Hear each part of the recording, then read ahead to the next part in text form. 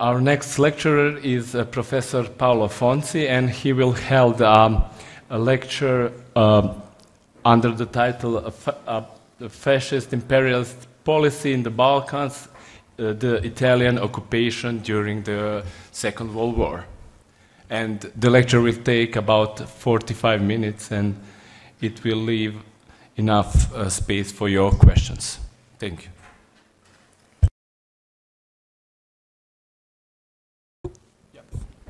So, right, okay. So thank you a lot for the invitation, and sorry for the slight technical problems we had. So because actually my computer doesn't work properly, so we had to borrow one. So sorry for that. And again, thank you a lot for the invitation to this wonderful festival. And sorry for not being able to speak in Bosnian today, but I will deliver my presentation in English, and I welcome in the discussion any questions or comment. So, what you see in the slides is the Italian internment camp for civilian inmates that the Italian army built on the island of Rab in the summer of 1942 to hold captive civilians arrested during counterinsurgency operations. As you can see in the pictures, the Rab camp did not hold only adult men, but also many women and children, relatives of partisans or individuals suspected of giving support to the partisan movement. The number of internees varied significantly over time. In October 1942, it reached a peak of 8,000 internees. The Rab camp was not an extermination camp. Nevertheless, the death rate was very high.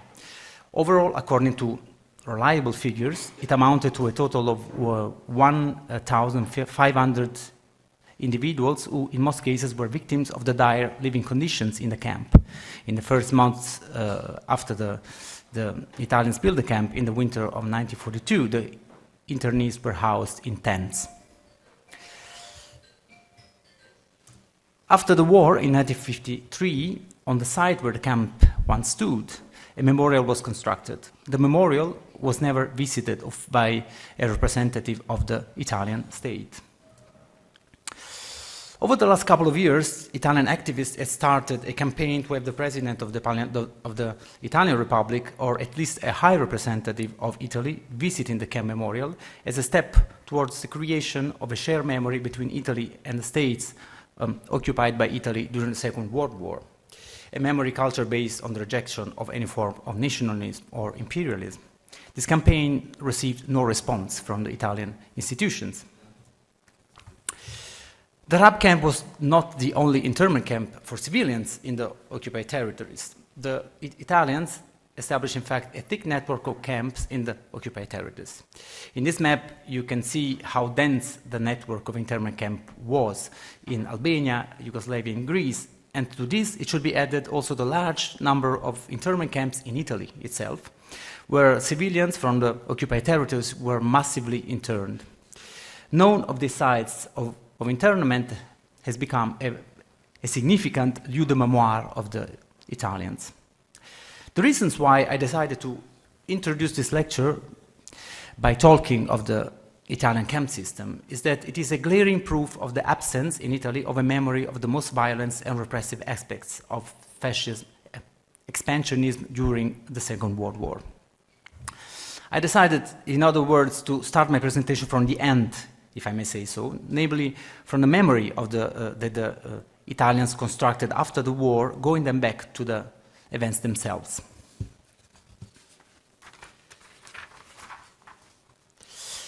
So let's start by looking briefly at how the Italians remember the war after, from the decades immediately after the war until today. In 1953, the journal Cinema Nuovo, a left-leaning film magazine, published the draft of a film script written by the film critic Renzo Renzi, entitled L'Armata Sagapò, the Sagapò Army. In Greek, Sagapò means I love you, and the expression Armata Sagapò was used during the war by the Allied propaganda to dub the Italian occupation forces in Greece and on other theaters. Italian soldiers, that was the meaning of the expression, dedicated more efforts to making love agapi with local women than to make war. By publishing this script, Renzo Renzi wanted by no means propagate the still predominating, the self-acquitting narrative of the good Italian. Quite the opposite. He wanted to counter the still predominating militarist culture in the Italian society of that time, showing that, against common view, the Italian soldiers' behavior during the war had been very anti-heroic. Devoid of any sense of duty, the Italian soldiers, in Renzi's opinion, never really grasped the meaning of the war they were fighting. Although the Italians largely engaged in counterinsurgency and violent reprisals against civilians, a fact that Renzi admitted in his script actually, they had never really, they had never been really permeated by fascist warmongering. The Italian military authorities were not pleased by the content of this article, as you can expect, and they considered it a shameless defamation of the Italian army and the nations. So Renzi and Guido d'Aristarco, the journal director, were prosecuted by an Italian military court. The incident sparked an outrage campaign in the Italian public opinion for the liberation of the two film critics, a campaign that has been the object of many studies and historical accounts. When a couple of years ago I went through the journal Cinema Nuovo, I was surprised to find in the journal many letters sent by former soldiers in response to Renzi's article. In these letters, former soldiers narrated their war experience. The script draft had indeed sparked the attention of many. Reading these letters gave me the sense of a generational coming out. A group of former soldiers who had gone to war in their 20s now struggled to give a voice to a piece of experience the societies they lived in was not prepared to listen to. In my following research, I came several times across memoirs, recollections of this nature, but they were mostly published in minor or local outlets. What this made clear to me was that in the first decades after the war, let's say until the 70s, the Italian society kept the memory of the war of 1940-1943 away from the public discussion, confining it to a rather marginal space, and avoiding publicly discussing and remembering the Italian World War II occupations, and more generally the Italian partaking between 1935 and 1943 in the Axis attempt to reshape the world order along fascist lines. This long oblivion can be seen as a sort of collective repression. If we recall, for example, that in September 1943, Italy had 850,000 soldiers deployed in different territories across the Balkans, southern France, and Corsica. It was not only them who had experienced war and occupation, but also their families who had suffered their absence, mourned the loss of a beloved husband, a father, and a breadwinner, and also profited from the looting of the occupied territories. So where had all this massive experience found its expression? So it can be said that in constructing its collective memory of those events after the war, Italy focused overwhelmingly on the moments in which the Italians had either fought against or fallen prey to German violence when Italy was occupied by Nazi Germany between 1943 and 1945, thus obliterating the war Italy had fought before. Quite similarly, Italian scholars have started investigating the Italian occupation policy with an incredibly long delay. Until the 60s, the list of books available to a potential reader interested in the subject included only the writing of some of the protagonists, like General Mario Roatta, for example, the former King's Lieutenant in Albania, Francesco Iacomone di San Savino. For obvious reasons, this was a very self-apologetic literature. From the 60s and increasingly in the 70s, things began to change, although very slowly. The historical branch of the Italian General Staff started commissioning or publishing studies based on the enormous amount of sources stored at their archives. These sources, however, were at that time still not accessible to independent historians, those not directly appointed by the army itself.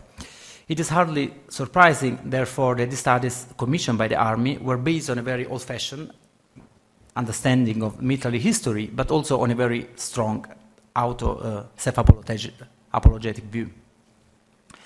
In the same years, however, independent scholars like Enzo Collotti and Teodoro Sala published the first studies on the subject with a more sound scholarly approach. It was not until the 90s that a significant change took place. At the end of the Cold War and the transformation it produced in the Italian political system resulted in the crisis of previous regimes of memory. A younger generation of historians started to challenge established view on the history of fascism and the Second World War. Sources that, as I've mentioned before, had been largely not accessible to historians for decades were now consulted quite freely. Davide Rodogno studies Il Nuovo Ordine Mediterraneo, the second so you can see in the slide, published in 2003, was the first monograph to address all fascist occupation policies. It was based on a large amount of sources that were being made accessible in those years. Since then, a flurry of studies has appeared, mostly focused on Italian occupation policies in single countries or regions, Italian war crimes and violence against civilians, collaboration and ethnic conflicts, especially in Yugoslavia, the policy by the Italian authorities towards Jews, which in many cases saved them from violence and deportation. Drawing on this consistent amount of literature recently published, in my presentation today I will focus on two aspects of the Italian occupation policies during World War II. So I will first look at Italian fascist imperialism, trying to frame it within the larger phenomenon of the Axis imperialism of the 30s and the 40s. I will then look in more detail at the governance the Italian practice in the occupied territories, trying to single out its peculiarities. Fascist imperialist drive developed along two matrices.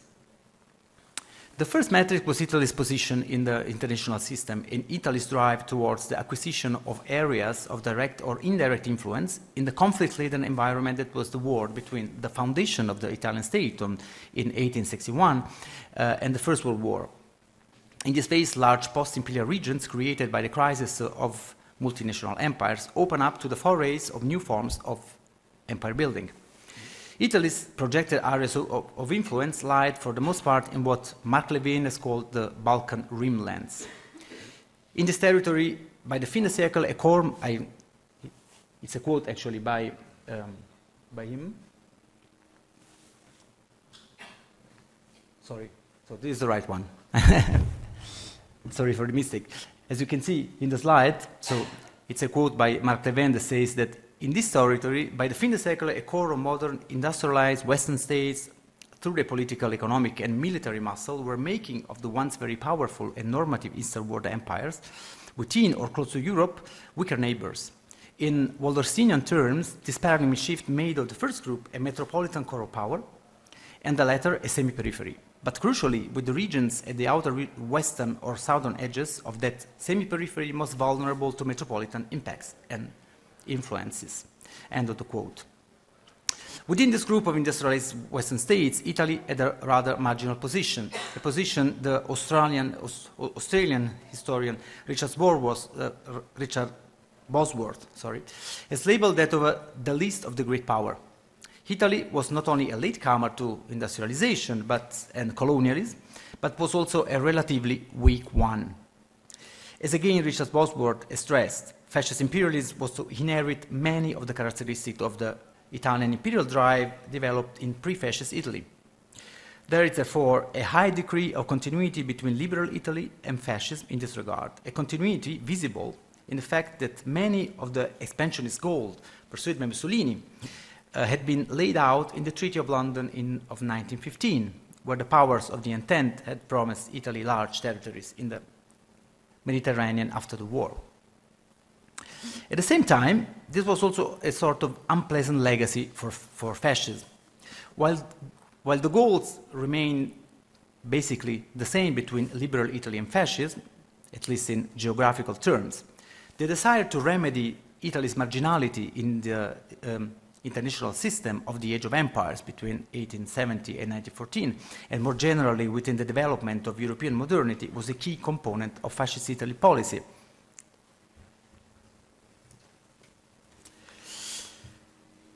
The second matrix of fascist expansionism was the integration of Italy's imperialism increasingly in the 30s into a larger international discourse aimed at reshaping the world order, which led to the formation of the Axis in 1936, a movement that reached its climax in 1942. Axis imperialism was pivoted on a host of common ideas that not only informed foreign policy, but were at the same time the product of transnational crossovers and mutual perceptions. Recent historiography has stressed the role of these transnational connections in the development of a fascist imperial nexus. For example, the fascist aggression on Ethiopia in 1935 raised a wave of reactions all over the world. In Japan, the public opinion was partly hostile to the aggression, seen as an expression of Western imperialism, but part of the Japanese elite saw in the war a positive challenge to the order established by the Western powers after World War I, quite in line with Japan's expansionism against the international establishment of the time and the League of Nations. The Swiss historian Daniel Hedinger has argued that crises at the peripheries of the crumbling global order were key to the formation of a global fascist imperialist culture. The Balkans were, for Italian fascism, one such area, regarded as a central place where to infuse new life into European dominance over semi-peripheries and peripheries. Ideological metaphors such as vital space, the Lebensraum, became a sort of watermark of the fascist global imperialist culture, and a common language that allowed communication within the fascist global alliance.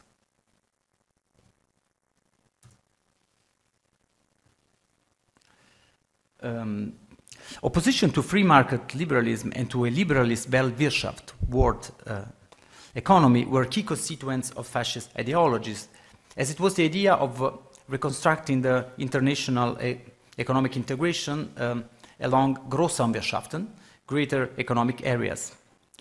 Racist hierarchies were an intrinsic component of the idea of constituting large economic blocs dominated by young nations, as opposed to the representatives of the old world marked by a decaying liberalism and upholding an outdated idea of nation. In reality, only a mask of Western hegemony over weaker states. A specific form of settler colonialism was part and parcel of this drive towards a new world order. The creation of a fascist global culture was both the product and of convergence and of competition. While up to the mid of the 30s, Italy was a model for other national movements, from the mid-30s onwards to the end of the World War, Germany rose to that position of the model. Fascist Italy's imperialism resulted from the intertwining between these two matrices. Many of its features were hardly a novelty. What was new was whether they are merging in a new, highly radicalized synthesis. Some of the peculiarities of Italian fascist imperialism show, however, quite neatly how much its history, the first matrix, weighed on its destiny. As the Great Depression opened up new possibilities for capital penetration in Southeastern Europe, Germany largely won the race to turn that region into an into an informal empire of Germany. Italy was left already by the mid-30s only with the spoils of that race. Germany could resort to long-standing ties with that region. The existence of large communities of ethnic Germans in Yugoslavia and large business networks developed decades before the war, intensified with the incorporation of Austria in 1938, was key to the German success in penetrating those markets. This notwithstanding, Italy was a moment, in Italy, 1941 was a moment of euphoria. After the victory over France and the Balkan campaign of 1940-1941, the realization of the much coveted European empire, adding to the already conquered colonial space, seemed close at hand.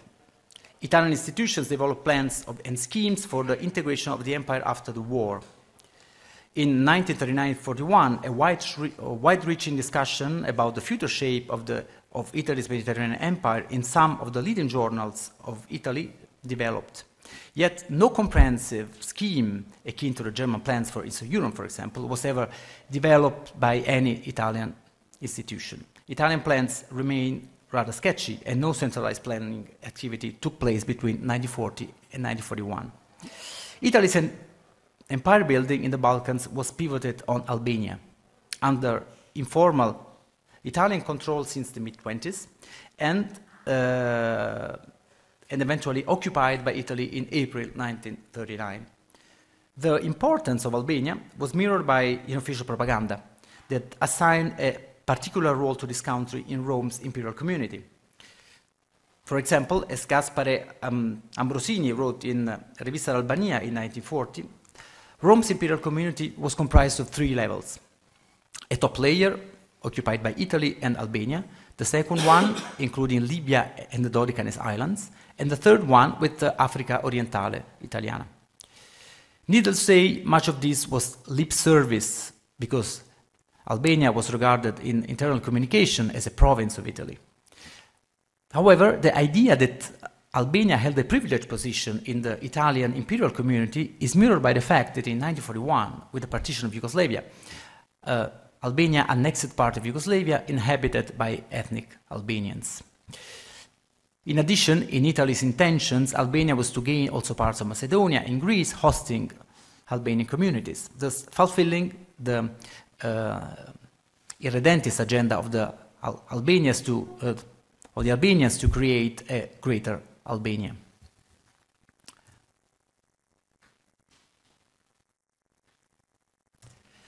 As for the rest of the Balkans, swathes of Greece, the Ionian Islands, the Cyclades and the Sporades, and also of Yugoslavia, Dalmatia, Ljubljana, parts of the Fiume district and of southern France, were to be directly annexed by Italy or attached to the Dodecanese Islands. It remains unclear how the rest of the Italian living space was to be controlled by Italy after the war. A Greek rump state, deprived of parts of its territories to the northwest and of many of its islands, would remain as a semi-autonomous state. Croatia, made independent by the Italians and by the Germans, just as Montenegro, were to be controlled by Italy through a personal union under the King Vittorio Emanuele III. In May 1941, Italian and German representatives met in Vienna to discuss how to reshape the Balkans after the victorious campaign of April 1941. This was a cold shower for the Italian Foreign Ministry. Italy had to accept a number of German decisions, such as the formation of a Greek collaborationist government that conflicted with its plan to establish an Italian civilian commissioner in that country.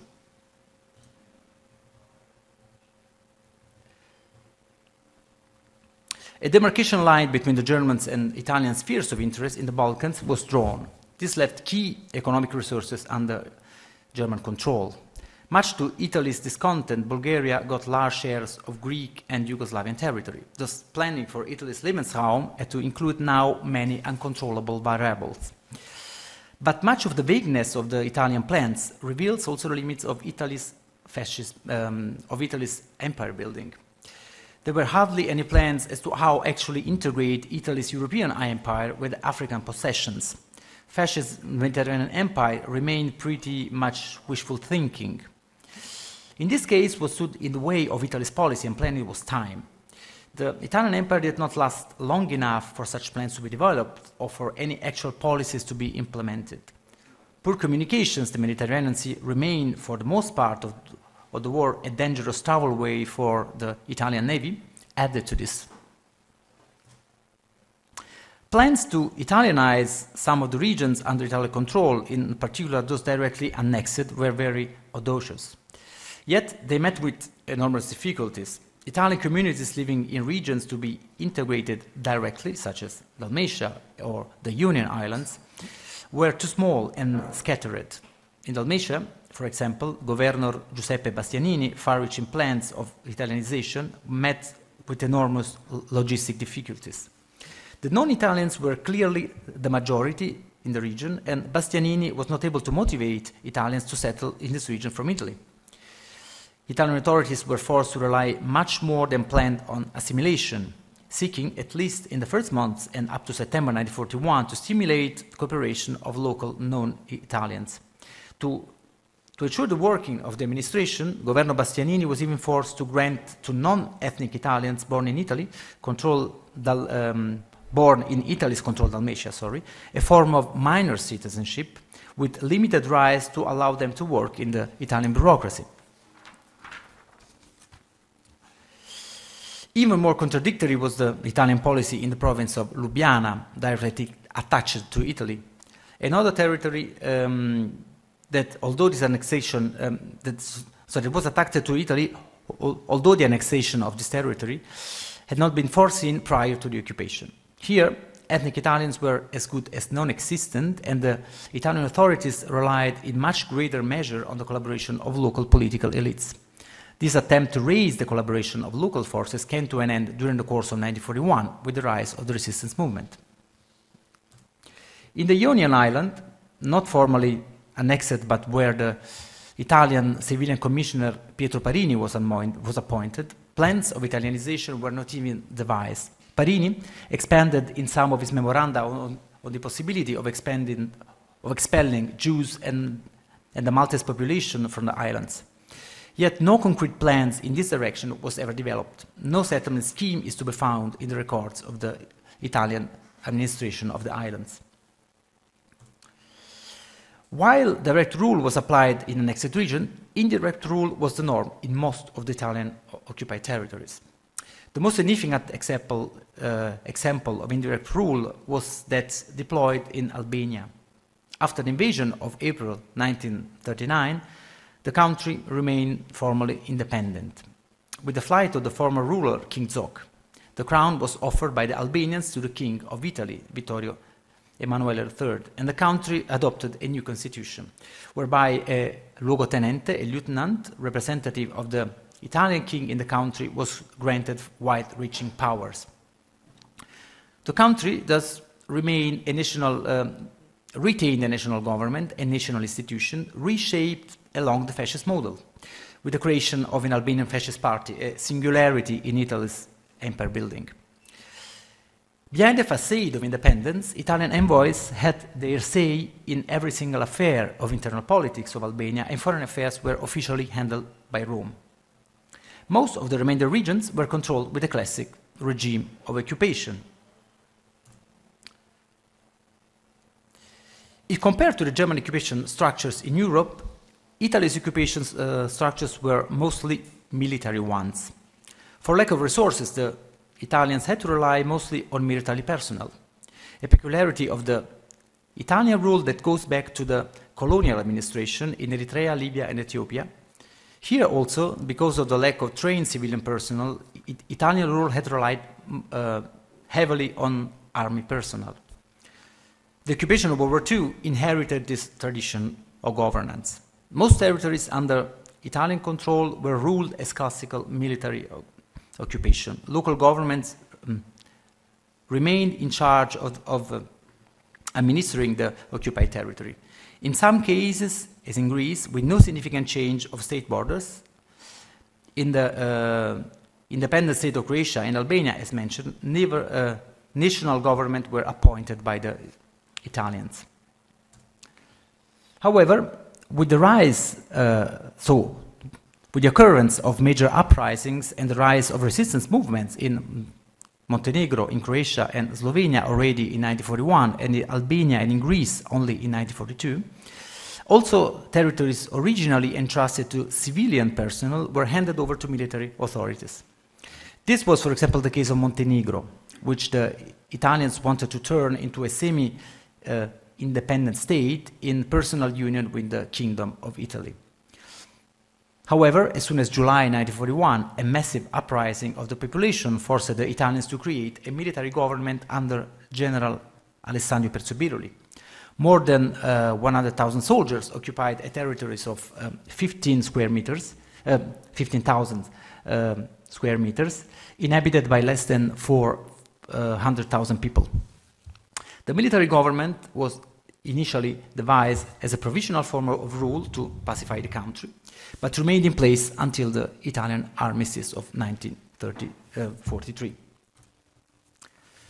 The same happened in the province of Ljubljana, where the resistance organization were started early on in 1941 to attack Italian garrison. In the winter of 1941-42, securing public order was entrusted to the military, which marginalized the Italian High Commissioner. Also in Croatia in 1941-42, the Italian expanded the area of occupation, taking over the administration of territories formerly assigned to the independent state of Croatia. Southern France shows a very similar dynamic. A further reason for transition from civilian to military rule was the fact that most collaborationist governments set up by the Italians revealed themselves too independent from the Italian directives, pursuing their own agendas, be they ethnic, political, economic, or social ones. Also, the regions occupied by the Italians became immediately the site of enormous social and economic crises that in different ways intertwined with the collapse of the existing state structures and the rise of alternative power instances that challenged the territorial control both of the collaborationist forces and of the Italian authorities. Yep. By choosing to create the independent state of Croatia in 1941 and bring the Ustašas to power, the Italian authorities unleashed a series of dynamics, ethnic conflicts, violence, social and economic disruption that largely escaped and challenged Italian control of. Interestingly, violence was explained by the Italians as rooted in essentialized identities, the primitive savagery of the Slavic people, obliterating the fact that it had been the Italians themselves who had to create the states, actually. Such Balkanist essentializations are to be seen as attempts to make sense of the contradictions within the Italian strategy of indirect rule. Conceived of as a way to govern large territories with a minimum expense of forces, indirect rule reveal highly dysfunctional, as most governments followed agendas divergent from or even contrasting the Italian intentions. This explains why the Italian military adopted a policy that utterly contradicted the initial pro-Croatian attitude, and as early as 1941 allied with the Chetnik Serb guerrillas.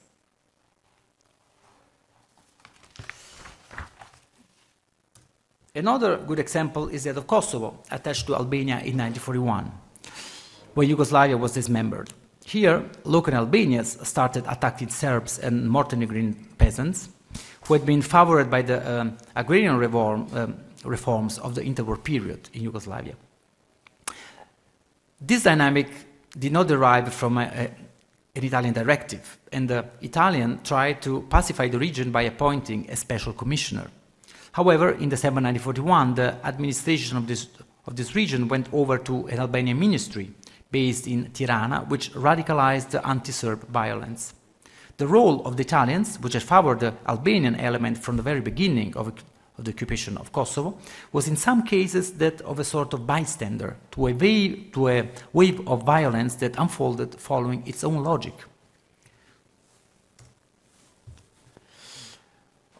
On the other hand, armed resistance triggered further social dynamics. Partisan armies created forms of governance in the liberated areas that served two goals. They were a precondition for the very existence of the liberation armies, as without extracting resources and without the logistics offered by the local population, it was impossible for the people armies to survive.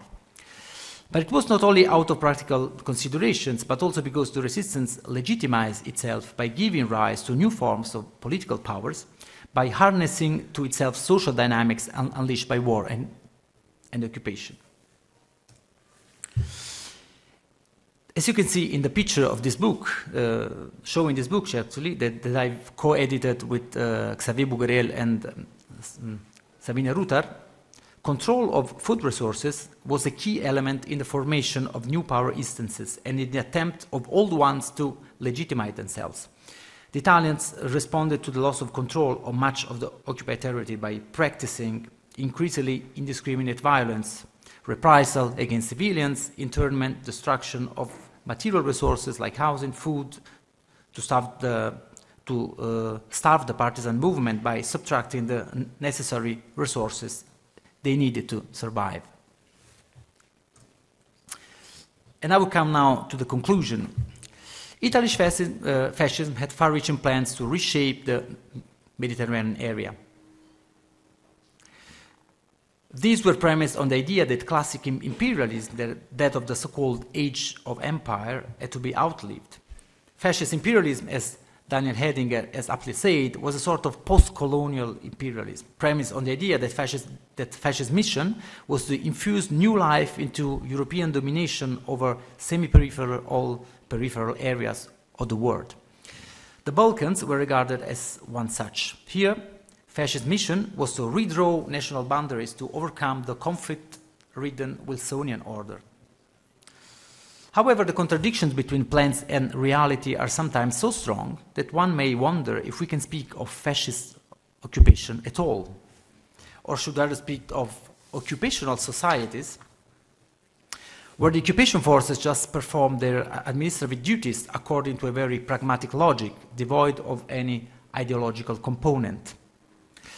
I would say that much of the question mark in this question lies in the meaning we give to the concept of occupation itself.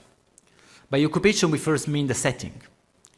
And we also mean, of course, the act of occupying a country, of invading a country, but also of drawing new borders, of creating new governments in political terms, with annexations or creation of new states or military occupation. But occupation means also the creation of forms of governance on the spot, where different power instances often acted in competition with each other, and sometimes even outside the political framework established by their own government, like the Italian military did, for example, in Croatia in 1941, 1942. Finally, however, I think one could speak of an occupation society, namely the social dynamics often unleashed by the first level, by the occupational setting, but then following their own logic.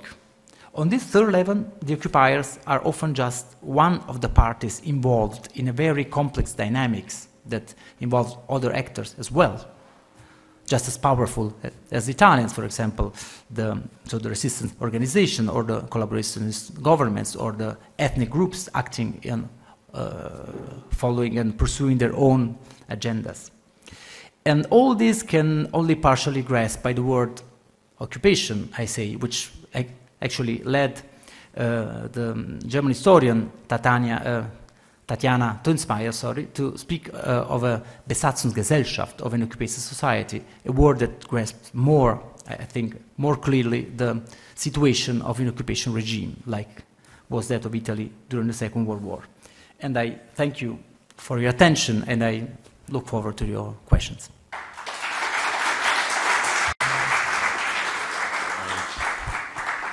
Hvala profesoru Fonciju, a vi ako imate koje pitanje slobodno iznesite, ali na engleskom jeziku ili na talijanskom kako bi profesor mogao da odgovori.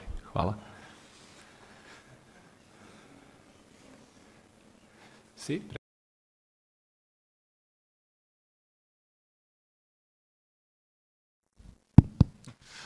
Thank you, Paolo, for your very insightful remarks.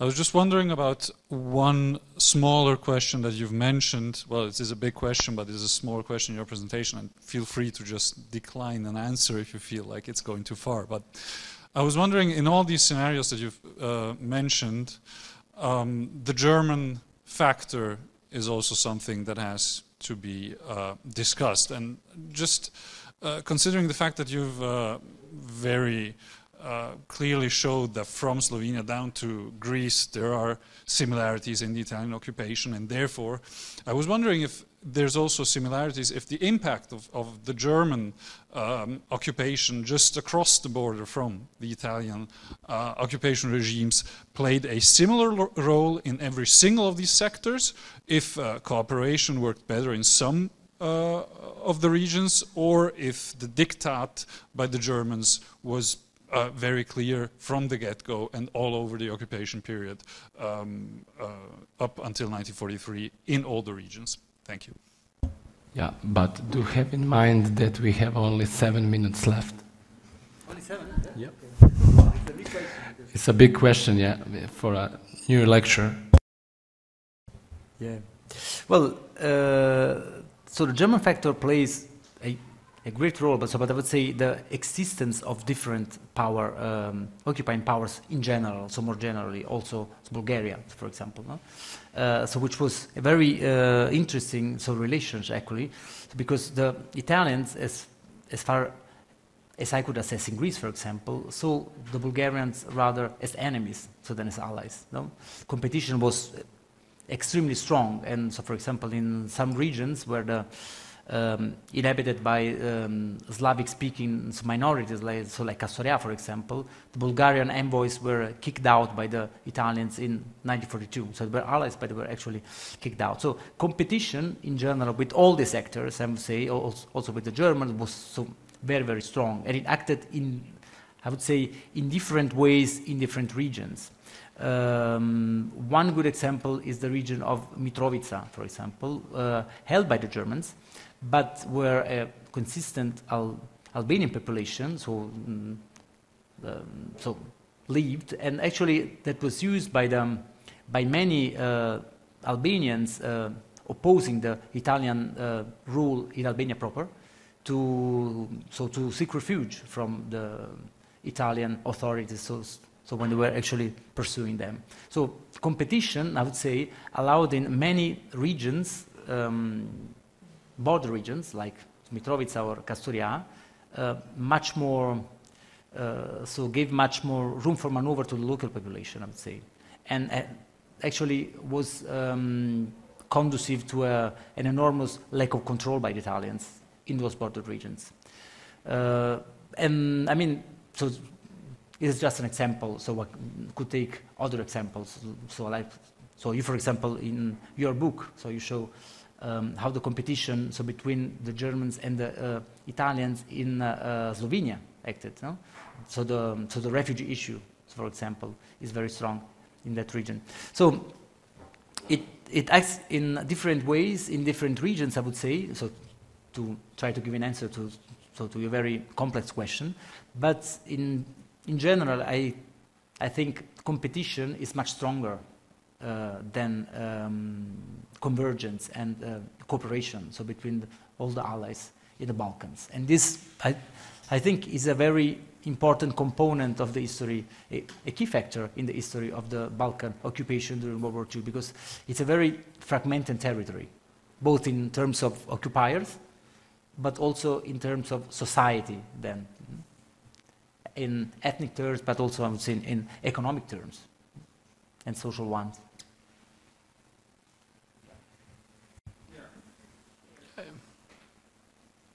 Just the mic.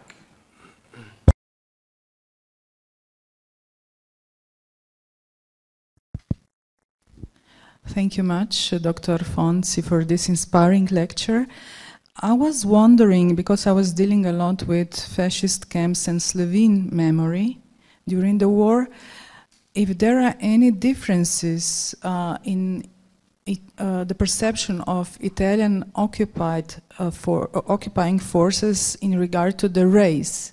So Slavic, let's say, not race in this sense as we are thinking about now, but in terms of different, let's say, cultural groups, Slavic, Albanian, Greek.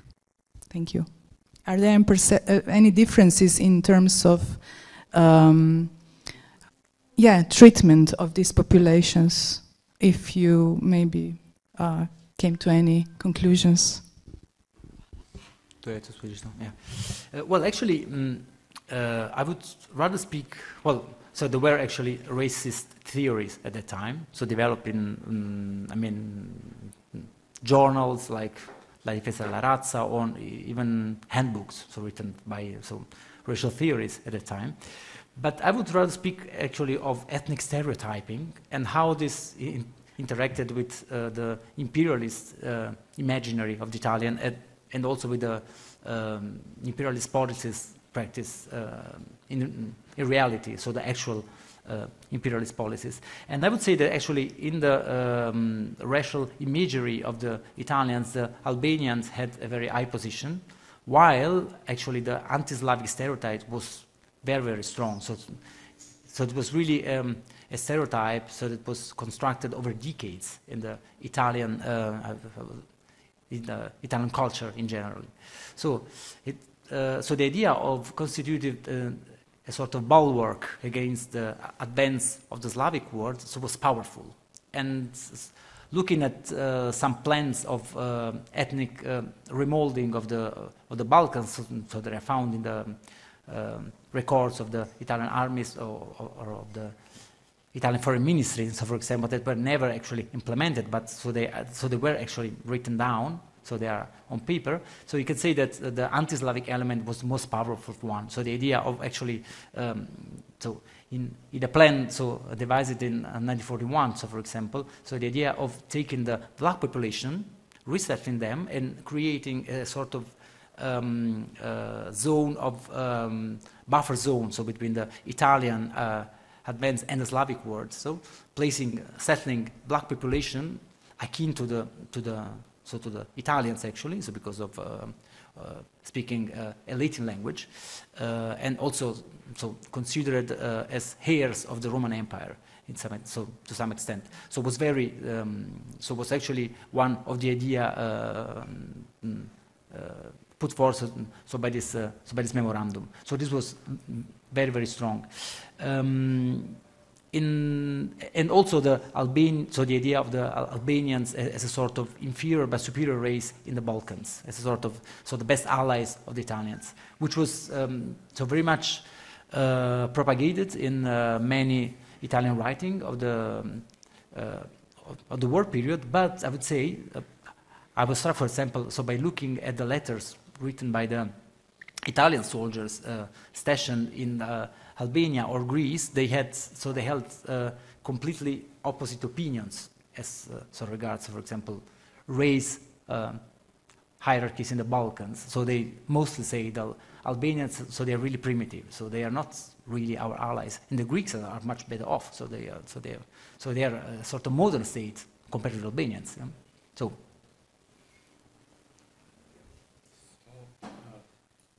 I think that we should quit now. No, we don't have time so we should thank Professor Fonzi and continue with our next lecture. Thank you. Sorry for being too long then for the question, so we can talk it.